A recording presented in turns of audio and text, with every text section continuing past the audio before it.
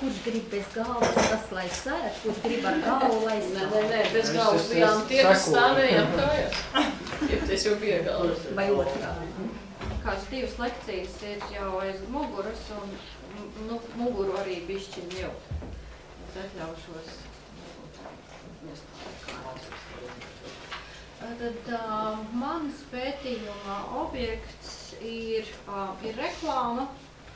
Un runājot par reklāmu, es vēlos uzsvērt to, ka reklāma pilda ne tikai pārdošanas funkciju, kas, protams, ir tas, kas visvairāk ir pamanāms un kas mums visvairāk ar reklāmu saistās, bet reklāma pilda arī citas funkcijas sabiedrībā, un reklāmai nenoliedzami ir arī sociālā loma.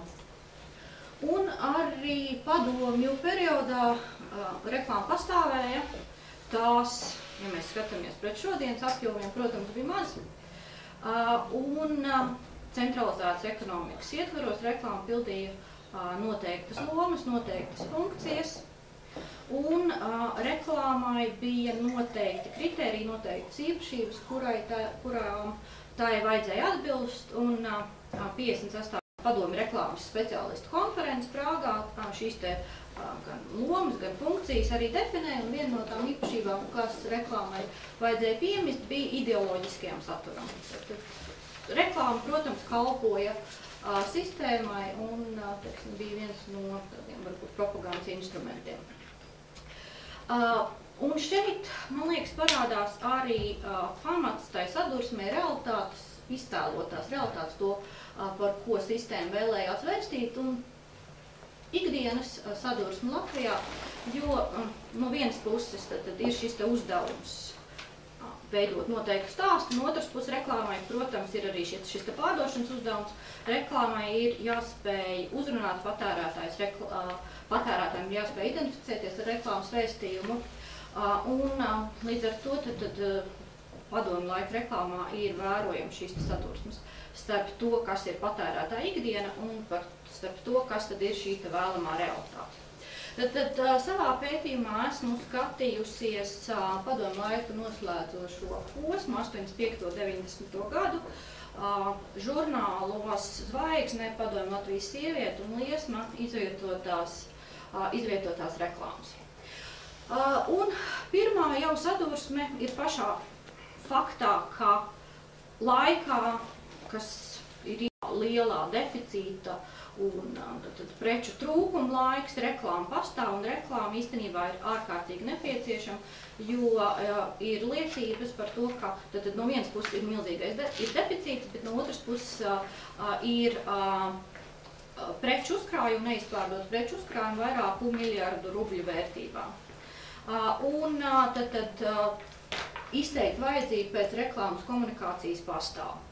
Protams, ja analizē to, ko padomju reklāma reklamēja, tās nav visas produktu grupas, jo šeit arī ir daudz nosacījumu, centralizēta ekonomika, centralizēta plānošana un tā tālāk, bet principā sistēmā, kurā pastāvēja deficīts, tika reklamēti produkti, kuri vēl nav deficīts, tad tie ir jaunums patērētājiem vai arī produkti, kuri nevienam tā kā nav vajadzīgi, piedodiet par tādu vaļību, bet tad tie, kuri nav deficīta preci, kuri visiem ir zinām, un iespējams arī tāpēc vēl šodien pastāv varbūt tāds priekšstats, kā labu lietu jau nereklamē, tad reklamē lietas, kas nevienam nav vajadzīgas, jo, ja mēs paskatāmies uz tām precēm, tas varbūt arī tā ir. Tad content analīzes mani dati liecina, ka lieta, kas tiek reklamēta visvairāk, ir apdrošināšana. Tad uzkrājoša apdrošināšana, mājokļa apdrošināšana, tad bērniem uzkrājošana un tā tālāk.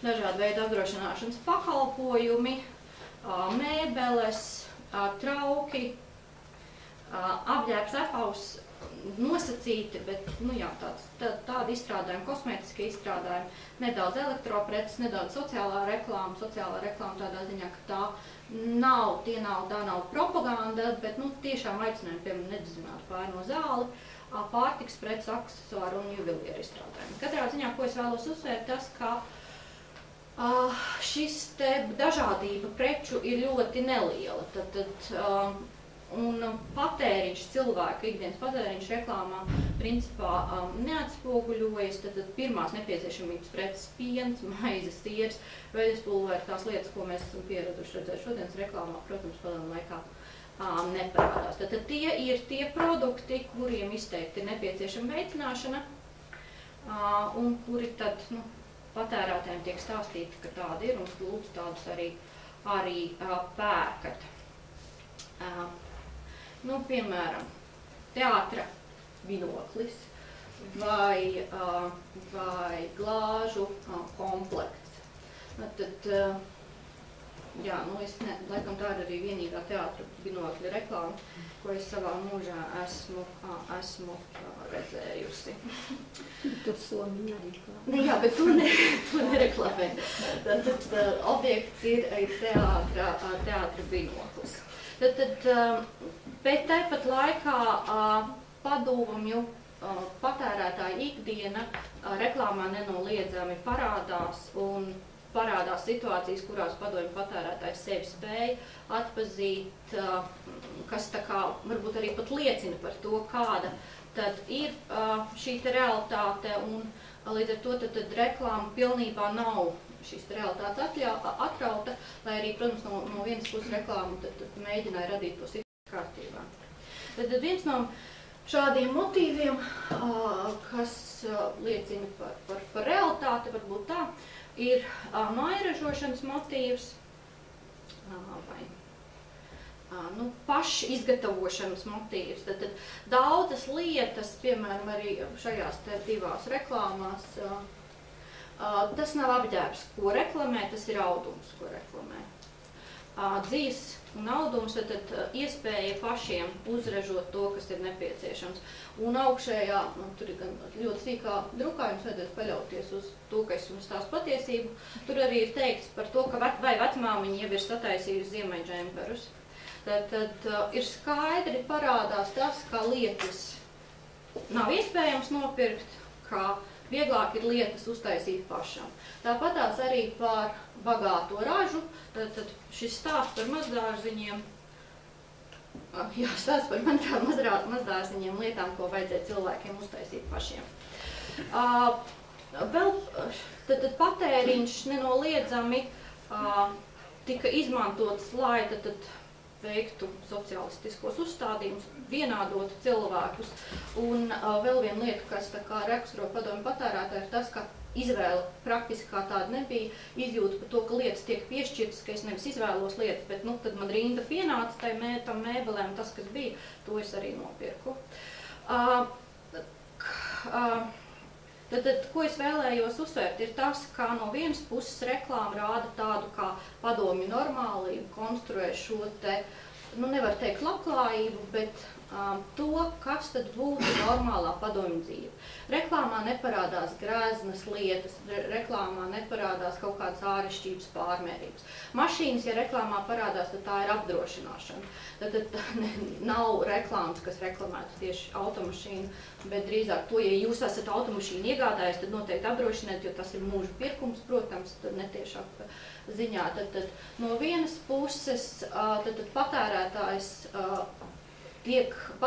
tiek rādīts priekšstats par to, ka viss ir, nevar teikt, viss ir labi un skaisti, bet ka tāda ir tā padomju patērētāja ikdiena, tā vēlamā realitāte.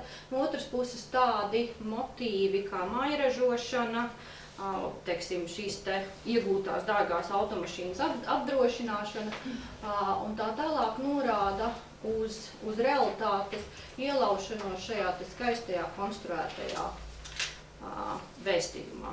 Paldies!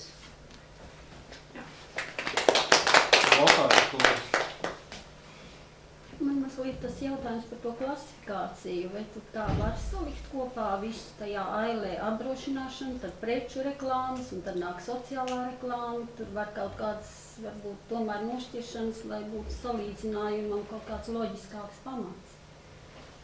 Kā jūs? Nu, tur apdrošināšana kopā ar visām precēm, kas tālāk sako, kas ir grūti salīdzināmas lietas, un katrai ir savas funkcijas. Varbūt tiešām tā apdrošināšana nāca kā jauns.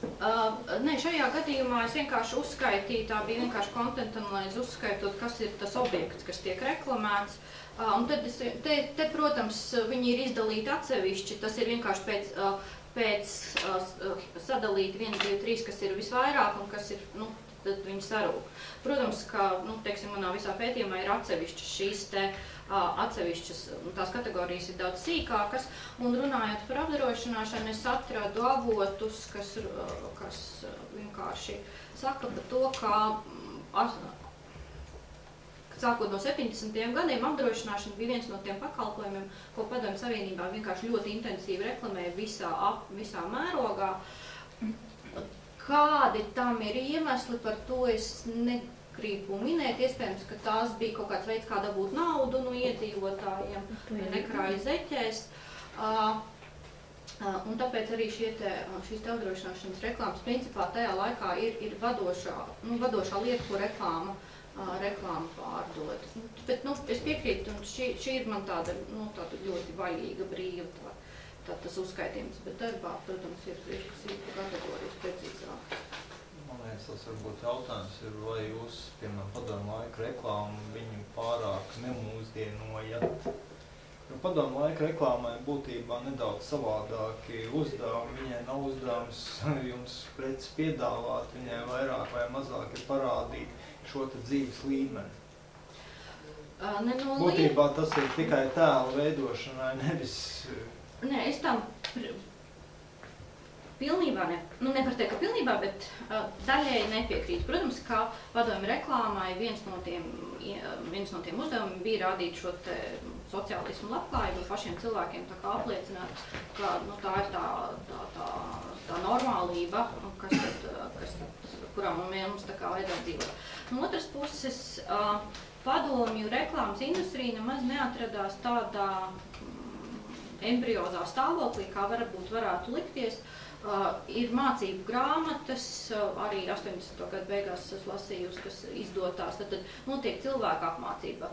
80. gadu beigas nav padomju laiks. Nē, Ozrašs mums sākas un... Bet tas ir tas posms, nē, bet, protams, tas ir viens, bet ir principā 60. 70. gadu. Katrā ziņā visu laiku mācību grāmatas tiek izdotas, tiek saukti, trenēt padomju reklāmas speciālistus, ārzemju speciālistus. Tas pats viens no lielākajiem dižgariem, Deivids Gilvī, arī ir braucis apmācīt padomju reklāmistus. Reklāmai bija arī uzdevums pārdot preces tieši tāpēc, ka šo te neizpirkto preču apjoms palielinājās. Tad bija šie te mārketinga uzdevumi. Bija, protams, ka sistēmas ietvaros tas nestrādāja tā, kā tas strādā tagad, bet nenoliedzami reklāma ne tikai veidoja šo te ilūziju par labo dzīvi, bet tad mēģināja arī preces un pakalpojumus pārdot.